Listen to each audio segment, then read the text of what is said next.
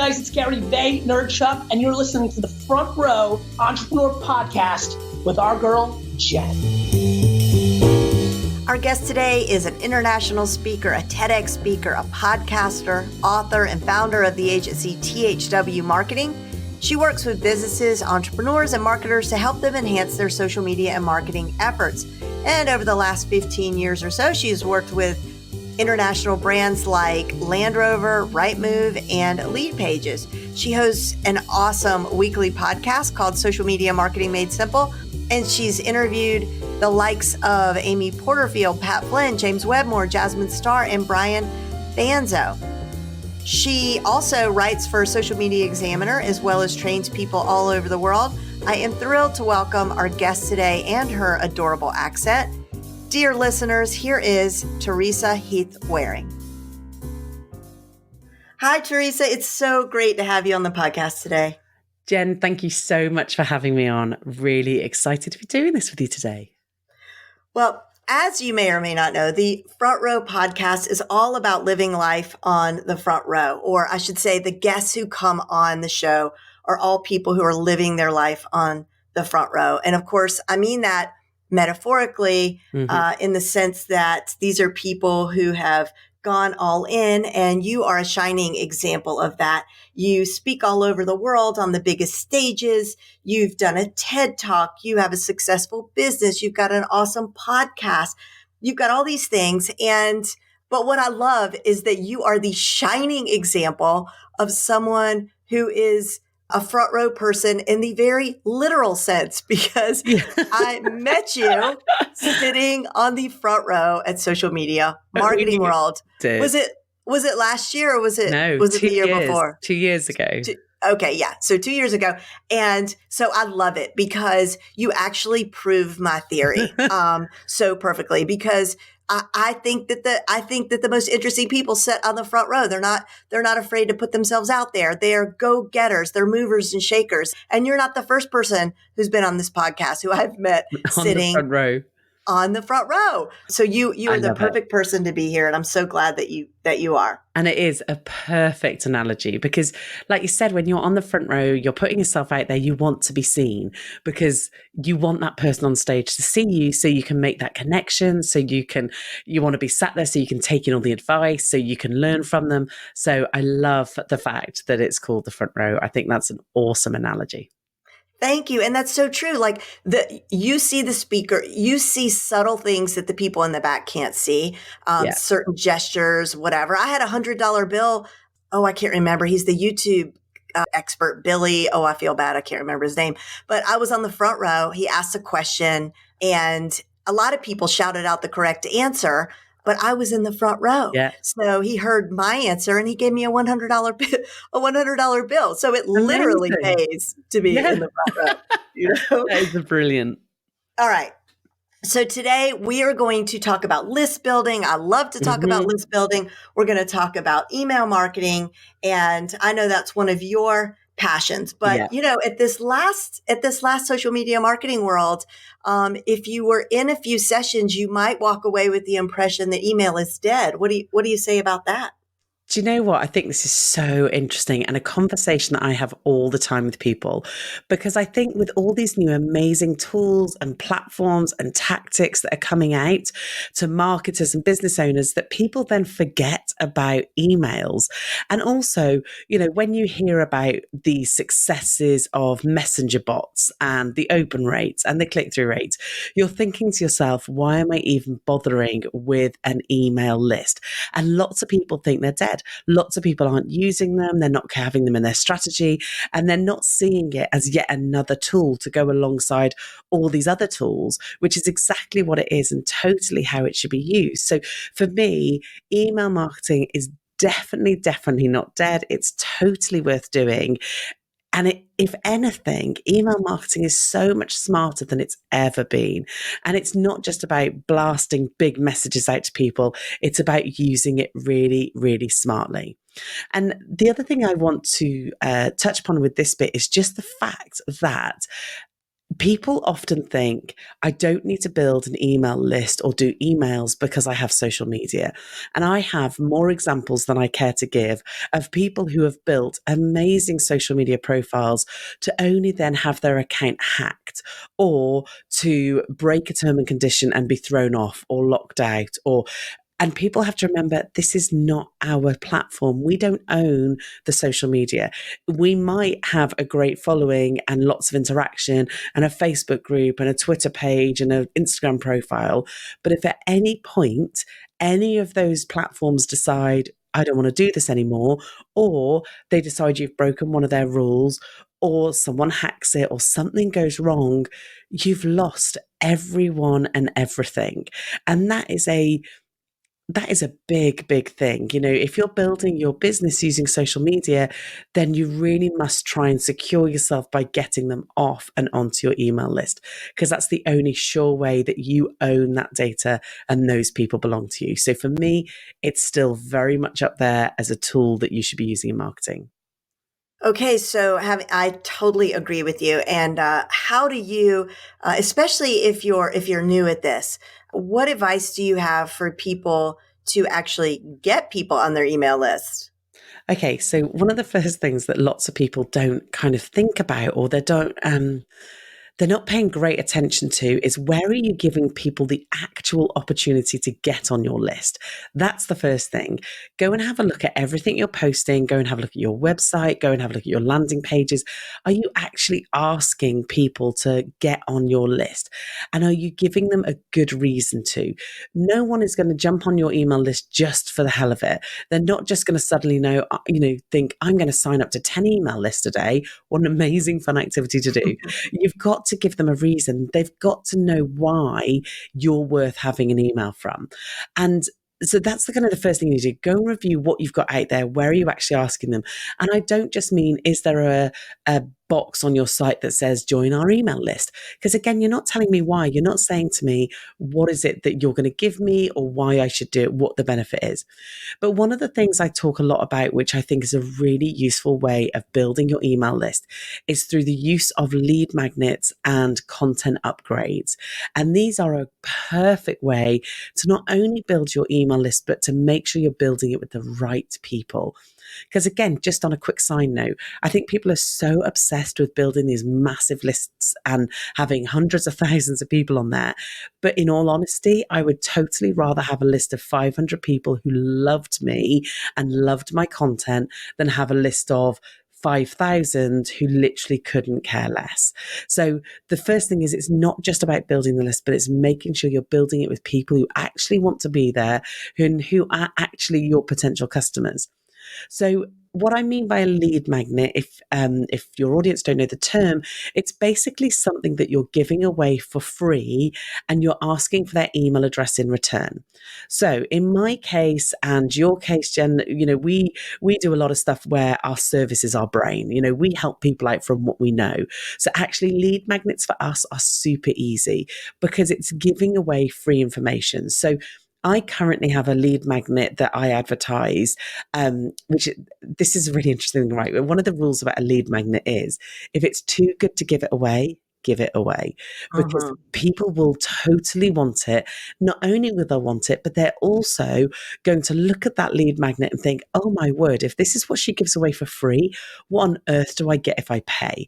So that's kind of really good point anyway. But giving away the really good stuff is just going to help the success of that lead magnet. So I just want to tell you a quick story. So one of the things, I have an agency, and one of the big differentiators about my agency and one of the reasons where I can charge more is because we have a really proactive approach to social media.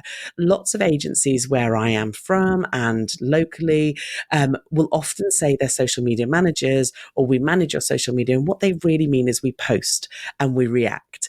They don't mean we proactively go and follow people and talk to people, engage with people, whereas we always did. That was part of my service.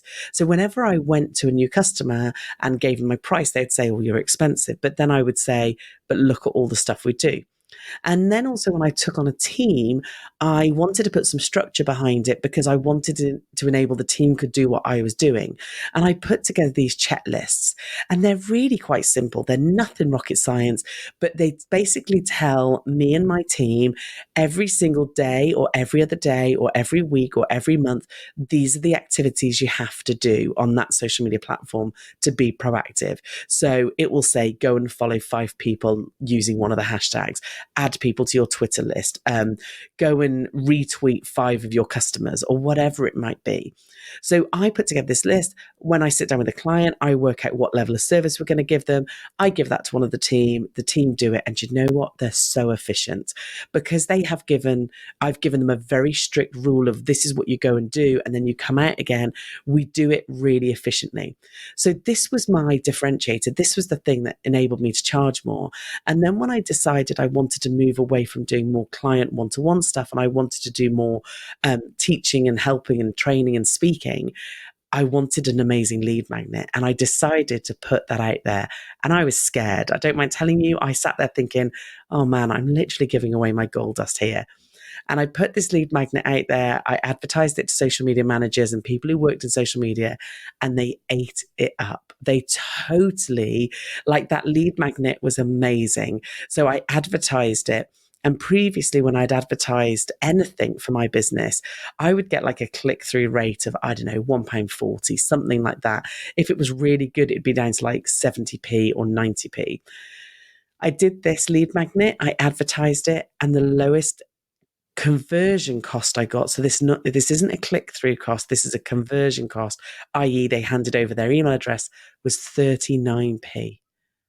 So when you say P, you mean pence. Yes. And that is what, like in cents in the US? So that would be like 20 something cents. Okay, crazy Good. Like, because I picked something really good that they would want, and I gave it them, and I worked a really long time on the landing page and the ad copy, and I made sure I understood who I was targeting. So I made sure that I knew my audience. I gave them something they really wanted. And all I said to them was, you can have this amazing thing. You just need to give me your email address. And I built 800 emails in the space of about 3 weeks. Okay, that's amazing. So I have to stop you here because I know everybody listening is chomping at the bit, and they're like, "I want that! I want that freebie." Do you still have that freebie available? Can we do. That in the show notes? I will give you the link because I don't know off the top of my head, but I will give you the link and we'll put it in the show notes. So yeah, absolutely, go get that freebie. Not a worry. Okay, awesome. All right, so you put this lead magnet out there. Yep. You were a little bit worried and about it. It had great results, and now they're on your email list. Now, what do you do? Okay, you are going to howl at this, Jen, right? So and it's funny that we're doing this interview now because it's perfect timing.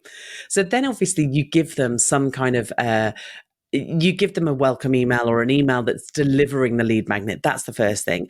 And then I have a series of campaign emails in that campaign where I say to them, how are you getting on? What else can I help you with? And my next step after I give them their lead magnet is I encourage them to come and listen to my podcast. That's basically the main thing I do. So then what I say to people is, if you're going to use a lead magnet or something, you have this kind of onboarding process to do with your lead magnet. And then you want to be saying to them, right, you're now going to be receiving my regular emails, and they should go into your kind of regular ongoing emails. However, I didn't do the regular ongoing emails. Honestly, I could literally slap myself in the face. Like, what an idiot. Like, I've paid for this lead magnet. I've put this lead magnet out there. I've got all these amazing people on my list because I've done it a number of times, and we've got thousands on the list now. And I literally would deliver the lead magnet and then not speak to them again. What a fool. So this is obviously not what I advise you to do. The whole point is you're putting them on your list because you want to keep them warm and you want to keep communicating to them because it's another way in which they can communicate. So great, they might still follow your social media. I might encourage them on an email to follow me on social media, but the beloved algorithm that is out there that causes us all so much pain does not necessarily mean they see all my posts. So having multiple ways in which I can contact them, including email, is brilliant. So do you know what I did yesterday? I wrote the most honest email I've ever written to my entire list. And I basically said to them, I've been an idiot. I've spent this time building my list, getting you lovely people on there, and I've not sent you an email. I haven't taken my own good advice. And I've committed now, like I commit with the podcast, and you know what it's like. It's actually, the podcast is great actually, because it's the only content I do absolutely religiously, like without fail, every Monday, and new episodes coming out. No matter where I am in the world, what I'm doing, what kind of week I've had, there is always an episode coming out. So for me, the podcast has been a really nice way to get me consistent. And now I'm doing the same with email. So I wrote this really honest email saying, listen, I did a huge fail. Like, I should have been communicating to you. I want to be adding you value. I want to be giving you love. And therefore, I am now going to be sending you an email every single Wednesday without fail that is going to be helping you and supporting you and giving you some information. Now, it's not going to be really long. It's going to be really succinct. But the other thing I wrote in this email was, that I was going to get my copywriter to write it. And I actually put in the email, but let's face it, if you wanted to hear from my copywriter, you'd signed up to her email list, wouldn't you? Like, So good. and you know what? I was, I think the reason I didn't send emails regularly was a couple of excuses, and they are excuses. I'm not going to pretend they're good reasons, because they're not. And if you're thinking this at the moment, if you're sat there listening to this podcast and you're thinking, damn, that's why I don't send emails, they are excuses. Stop it now. Do it. So my first excuse was I didn't want to bother people. I didn't want to irritate them. And it's like, they signed up. And if they are bothered or they are irritated, then they're not your audience, and they'll unsubscribe, and that's absolutely fine. I use Infusionsoft. It's a really good but fairly expensive system, and it's based on the number of people that are on my list. So why would I just keep all these lovely people on my list and not email them? And they might not even want to receive my stuff. And if they don't, great, unsubscribe, and you can come off my list. You're obviously not ready for me at this point, or I'm not the right person for you, or whatever it is. But then at least I'm not paying for you in my email system. So I didn't want to bother them. And I always just kept putting it off. I always kept thinking, oh, I'll do that later. I'll do that later. And I didn't see it as a major bit of content. And I tell you what it was, that's kind of spurred me to do it at this point. Now, I didn't go to her live session because in fact, I wasn't very well at Social Media Marketing World, which is a little bit annoying. The jet lag, for whatever reason, just didn't go away, and I got run down. Anyway, enough of the sob story. But since coming back, I listened to Anne Handley's session. Oh my gosh, I listened to it last night. I was just about to bring that up about the newsletter. Yes. So good. Talk about it. So I came back, and I heard she was amazing, and I wanted to see her, so I was gutted. So I watched the replay, and she talks about, well, first off, the one thing you have to know about Anne Handley's newsletter is people actually wait for it. They are so excited when it comes. Now imagine feeling like that. Imagine like people thinking that about your email newsletter. That's amazing. So first off, that's why I was so keen to kind of listen to it. But basically, she completely changed my mind about what it is. Now, I'm old school marketing. I've been in marketing for 15 years. So when we talk newsletters, we talk, in my head, all I can think about is HTML rubbish of like, here's a picture, here's a blog post, here's this. And it's the same tripe that you're putting out. Do you say tripe? Is that a word that you guys say? Like, I know what tripe is. It's like intestines of an animal, right? So we say something's tripe if it's not good. Yeah. So, if it's rubbish, then yeah. And that's how I saw email newsletters. But she basically said when she thinks of email newsletters, she thinks of letters. And one of the things, I used to have pen pals when I was younger. I love receiving posts. Me too. I love getting a letter. And suddenly I thought, I've been thinking about this all wrong. I need to think about this as a letter. I need to think this as I'm having a conversation with my audience. And she completely changed my mind. And it made me go, I've been making a huge mistake. And also thinking as my email list as now I'm not like this, so I don't almost want to say it, but almost as those a group of people that I can sell to. Like, that's horrible. It's an awful way to think about it, but we all know those people, and I was one of them, and I apologize. Not that I sold a whole lot online, I have to say, but we all know those people who we have emails from who literally only email us when they're selling something.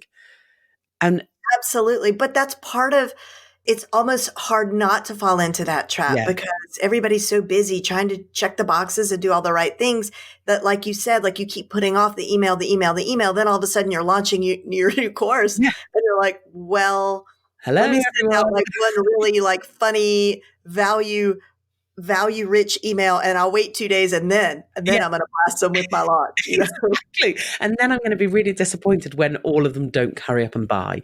Like, Right. it's craziness. So I just loved the idea of sending a letter. So, like I said, I wrote it in my totally honest voice.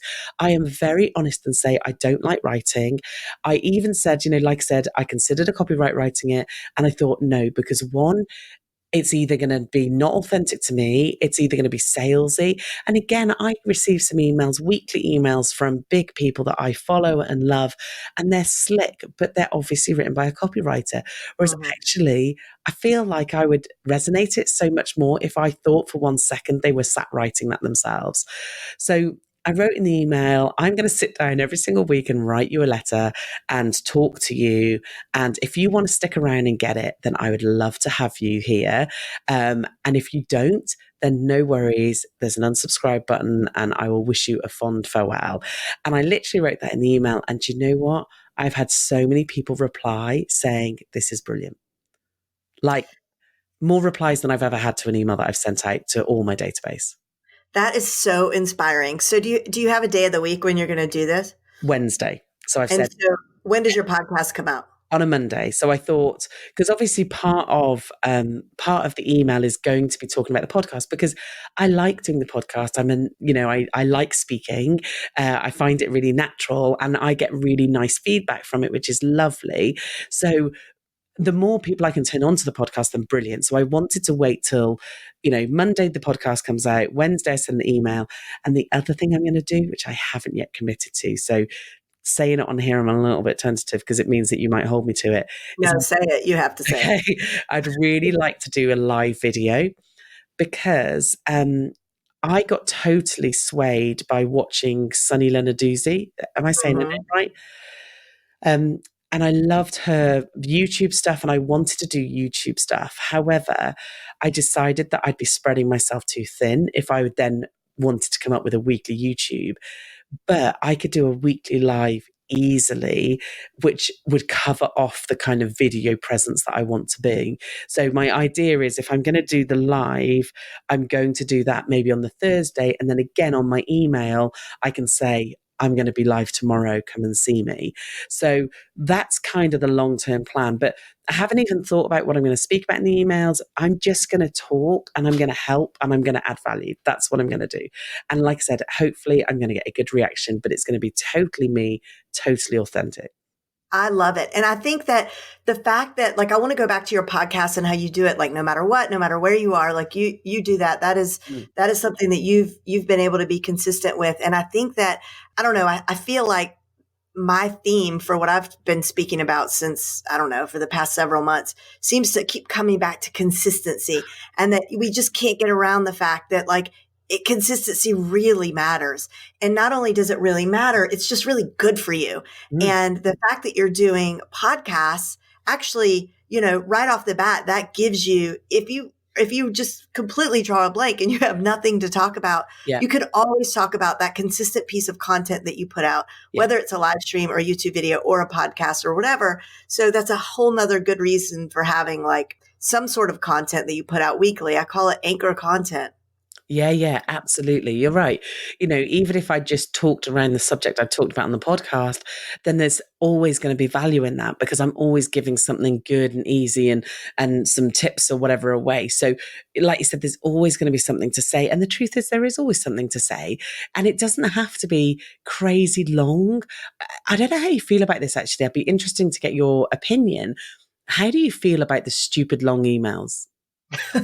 I can't read them. I literally skip to the end, give me the short version. I find them really hard to deal with. Do you? Yeah, well, absolutely. I'm a scanner. There's a couple of people who Laura Belgray, Talking Shrimp. It doesn't matter however long her email is, however short, I'm going to read every single word. And I might even read it a second time because I'd laugh out loud. She just has the best emails.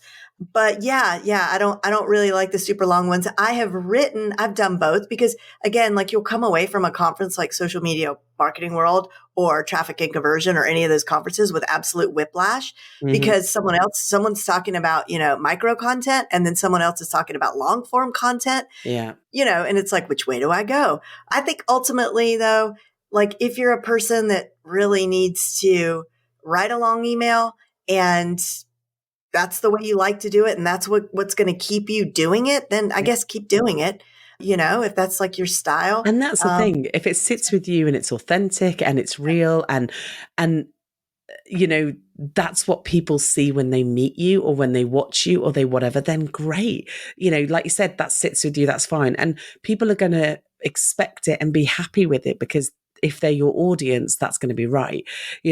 For me, I like to keep things fairly short and succinct. And just because I don't think I'm a natural writer. So, and I often try and write the way I speak, which sounds nice. Sometimes it can make it hard to read though. So that's not ideal. But I just want, if they did nothing else that week other than saw the 2-3 things I put in that email, I want that to help them. I want them to physically come away and go, great. Teresa said, no longer do tag a friend competitions on Facebook because they've just, that's now against their rules and whatever now. So that's cool. I won't do that.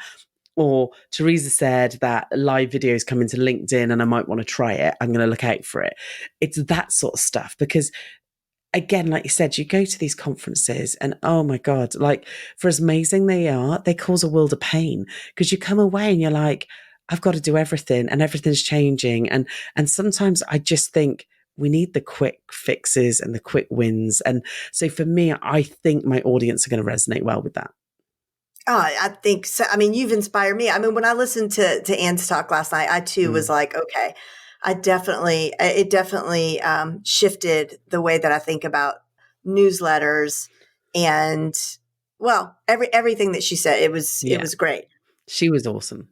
Yeah, and then the way that you have put it to us today, I'm doubly inspired. And let's just talk about the fact that the way that you say it. Okay, Teresa, so I have told you before that your voice is like beyond. I'm just sorry that my listeners have to hear me in between um, bits of you because your voice is just like, and I think you're able to charge more just because of your. I'm going to put that. Can I quote you on that? Listen to you. So I love that. Thank you. All right. So any other tips for our listeners as it relates to email? Yeah. Before we wrap up. So one of the things I would do is if you're going to do your lead magnets, you're going to get people on your list. If you have regular content that you're putting out there, like a blog or a podcast or a video series, content upgrades are another great way to get people on your list. So let's say, for instance, if I was really smart, which I totally admit that I should take my own advice half the time and I don't. So let's say I had pre-prepped a email list checklist then, or an email list, to-do list or whatever, then at the end of this podcast, I could say, and by the way, I'm not. So if you're listening to this thinking, brilliant, she's got it, I haven't. So I'm sorry to disappoint. I feel like this is a terrible example. I've let people down. You're all going to be like, damn it, I need that. But let's say you'd got something that extends their learning. Or the other thing about a podcast, which I love, and Amy Porterfield does this all the time. And even though I know exactly what she's doing, I still not fall for it. That's not the right word. I still am actually convinced that she's doing me a favor. So what she'll do is on the podcast, because she's covering off so many things, she'll say, hey, if you're like me, and I do exactly the same, I always listen to a podcast while doing something else. And you don't want to take notes or you can't take notes, then no worries. I've put it into a handy checklist or whatever. You can go download it from my show note page. So again, having those a great way in which to get people on the email list. And like I said, the chances are, if they want the thing that you're giving, they are your customers. But the thing I would definitely recommend to do fairly succinctly afterwards is when you are doing, when you get them on your list, I would really add into your campaign in the early days some kind of very quick survey. So when you get them into your email list, so hopefully you're using something like Infusionsoft or ClickFunnels or one of the other like great systems. Yeah. So when you get them in, you're going to tag them. So you're going to know how they got onto your list, and you're going to know which thing they downloaded. So then what would be great is if you could survey them and just ask them 2 or 3 questions. Now I'm going to make a recommendation, and I'll send you the link, Jen, so you can put it in the show notes. There's a system called Response Suite, and it pretty much talks to any email system that's out there, and it's a surveying system, and it's so cool because when they answer a question, it tags them in your email system. Ooh. So really good. So basically one of the first things I ask them is what are you? That sounds terrible. But are you a business owner? Are you a social media manager working in a company? Do you have your own company? Are you a freelancer? Because the more I can understand who they are, the better I can make my email marketing appropriate to them. But the other cool thing about this system is not only does it tag them in your email system, so you're tracking the answers, but then you can send them to a different landing page depending on the answers they give. How cool is that? That's brilliant. So let's say you've put a survey in your first few emails that you're sending out, and it says to them, which one of these things are you and what thing are you having the most difficulty with? Then what I will do is when they answer the thing they're having the most difficulty with, they will then be sent to a thank you page that gives them another, and I'm not going to call it a lead magnet because obviously at this point it's not a lead magnet, but a freebie, a bonus that helps them with the thing they've specifically said they've got a problem with. And how much is someone going to love you if you do that for them? That's so cool. Now, what's the integrator called? So they're called Response Suite, and I will send you a link so you can put that in the show notes. Great guys, 2 guys that I've had on the podcast previously, really, really nice. But it's just the fact of, the thing about emails going forward is although I did a massive email blast to everybody yesterday, ideally, you don't want to be doing that. You want to be knowing, right, I know this about you. I know this about you. So you want to be tailoring your content to these people. You want to be having those personal conversations to them. You want to be able to, let's say you speak on stage and you've got people to sign up from a certain conference. And while they sign up, it tags them that they attended that conference. You want to then send them an email going, hey, Jeff, thanks so much for attending such and such and watching me talk there. I'm so glad you enjoyed it, because then it makes me feel like you know me. Let's talk for a second about opening and closing salutations, because so I have mine set up dear first name. Yeah. Inevitably, it says dear Teresa Heath Wareing. Yeah. It does not say dear Teresa, and it's a ConvertKit thing, right? Yeah. So, I mean, there's no way I can go back in and correct all those. Yeah. And then I noticed in Ann Handley's talk at Social Media Marketing World, one of the examples she gave from this guy at a software company, he just says, hey there. Yeah. Hey there. And then he signs off, I love you. Which I just thought that was fantastic. I thought that was hilarious. I love you. This really dry, software company,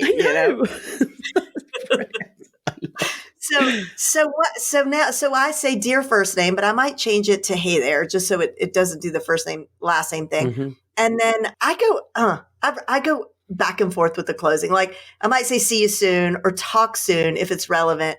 Sometimes depending on who I'm sending it to, I'll do an XO, but I'm not super, I'm not a mushy gushy kind of person. No. So I don't know. I just can't, I haven't decided on what my closing is. Do you have a special opening and closing?